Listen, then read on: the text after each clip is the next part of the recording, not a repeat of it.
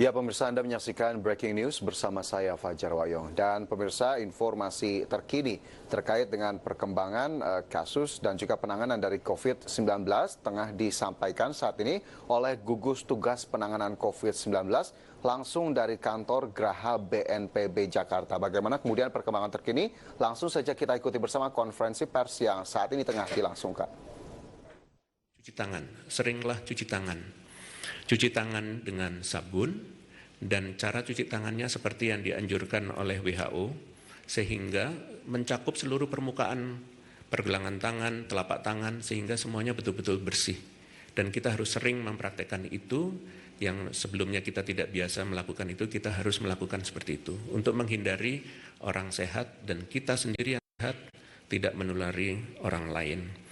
Kemudian kalau ada hand sanitizer, pastikan hand sanitizer-nya mengandung alkohol sehingga dapat membunuh virus tersebut. Untuk yang batuk pilek, hindari untuk berada di tempat umum dan gunakan masker. Untuk anggota masyarakat umum yang memang memiliki pekerjaan, aktivitas sosial di tempat yang ramai, hindari.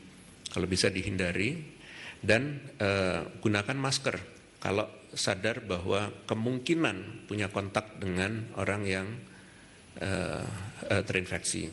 Jadi pencegahan itu lebih baik, bisa saja menggunakan masker, tidak harus yang sekarang ada komersial dengan sapu tangan dan bentuk-bentuk yang lain, kain dan seterusnya juga bisa, sehingga semua orang bisa betul-betul terhindar.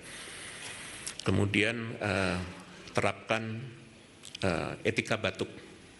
Etika batuk itu reaksi umum publik adalah menggunakan telapak tangan yang ditutup. Dan ini adalah praktek batuk yang kurang tepat. Jadi saudara-saudara sekalian, kalau batuk, mungkin sekarang sudah mulai harus berlatih dengan cara batuk yang berbeda, yaitu menggunakan lengan dengan seperti ini, sehingga tidak menyebar. Kemudian saya ingin menyampaikan bahwa yang paling penting menjaga kebugaran, yaitu pertama adalah konsumsi makanan gizi yang seimbang, supaya kita tetap sehat. Yang kedua, istirahat yang cukup. Jangan terlalu banyak memperhatikan berita terus tentang COVID sehingga kita kurang tidur. Jadi pastikan istirahatnya cukup. Dan lakukan aktivitas fisik dan olahraga. Aktivitas fisik dan olahraga mungkin juga perlu diketahui, usahakan supaya yang olahraga-olahraga yang tidak berkumpul atau yang tidak berbagi alat olahraga, sehingga kita terhindar, karena kalau olahraga kan mungkin berkeringat terus mengusap muka, mata, hidung, inilah yang berbahaya. Jadi lakukan dengan bentuk senam sehingga menjadi lebih sehat. Untuk itu olahraganya bisa bentuk senam dan bentuk olahraga lain yang lebih mudah. Kemudian apabila terjadi sesuatu, datanglah ke fasilitas kesehatan. Kemudian hal yang penting adalah social distancing dan karantina. Mungkin di masyarakat sudah beredar berita selalu lockdown, beritanya terkait dengan lockdown. Mungkin kita perlu mengetahui lebih jauh mengapa kok orang berpikir tentang lockdown, karena di negara lain istilahnya lockdown. Sebenarnya kembali lagi, ini intinya adalah social distancing. Selama penjarakan atau interaksi kontak itu bisa terjaga dengan baik, tidak terjadi kontak, maka itulah yang terbaik. Karena lockdown ini sebenarnya kan sebelum sampai ke istilah, kalau kita bicara lockdown, itu kan sebenarnya sudah karantina wilayah. Nah, wilayah, kalau kita bicara wilayah Indonesia ini kan besar sekali ya. Jadi kalau lockdown nasional kan nanti nggak ada aktivitas ekonomi. Jadi ini hal yang perlu diperhatikan. Itu karantina wilayah tentunya sesuai dengan di mana ada masalah, kasusnya berkembang, dan tentunya pemerintah akan menyampaikan daerah-daerah mana yang sudah ada kasusnya dan berkembang. Jadi kalau mau karantina kan sebenarnya, kalau kita bicara karantinanya kan bisa bertahap, mulai dari karantina rumah. Jadi kita di rumah tidak pergi, Untuk rumah yang padat, nah mungkin nanti cari solusi yang lain.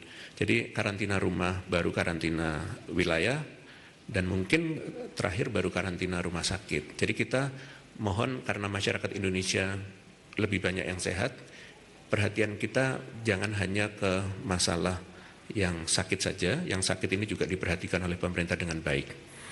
Jadi kami melihat yang disebut dengan belajar di rumah dan seterusnya itu adalah dalam rangka untuk menghindari kontak yang lebih tinggi, dan tidak berarti aktivitas sekolahnya berhenti. Jadi aktivitas belajar tetap ada, tetapi tidak di dalam fasilitas fisik di kampus, di sekolah yang berdekatan. Begitu juga untuk saudara-saudara sekalian yang beragama Islam, Muslim, mungkin tata cara sholatnya juga sudah perlu dimodifikasi pada saat ini, karena kita perlu betul-betul memastikan tempat kita sholat bersih, selalu sering dibersihkan, di masjid, di tempat kita sholat di rumah dibersihkan, di gereja juga begitu, pastikan bahwa kita tidak memiliki kontak dengan orang lain di situ, dan tempat-tempat yang umum, apakah itu di lift atau di pegangan bus, transportasi, dan lain-lain, kalau memang tidak bisa dihindari, seringlah cuci tangan. Seringlah cuci tangan, sehingga itu menghindari penularan. Jadi pertama sebelum sampai ke karantina rumah, karantina diri. Yang penting itu kalau kita sudah merasa ada sesuatu, kita harus mengkarantina diri. Dan hindari stigmatisasi di masyarakat, yang sekarang terjadi di masyarakat, semua menyampaikan tentang nama siapa yang terkena, terinfeksi, apalagi itu kalau pejabat publik, dan pandangannya seperti ada stigma. Penyakit ini...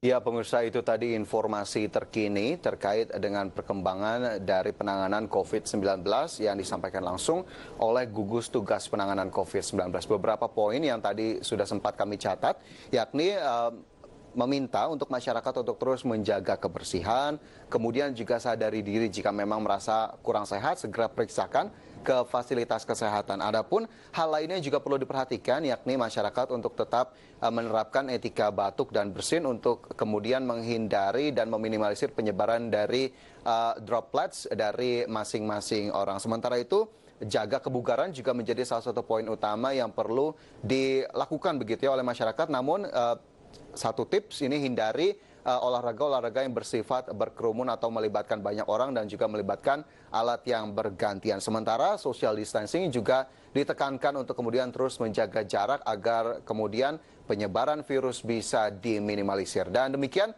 breaking news kali ini pemirsa, terima kasih, sampai jumpa.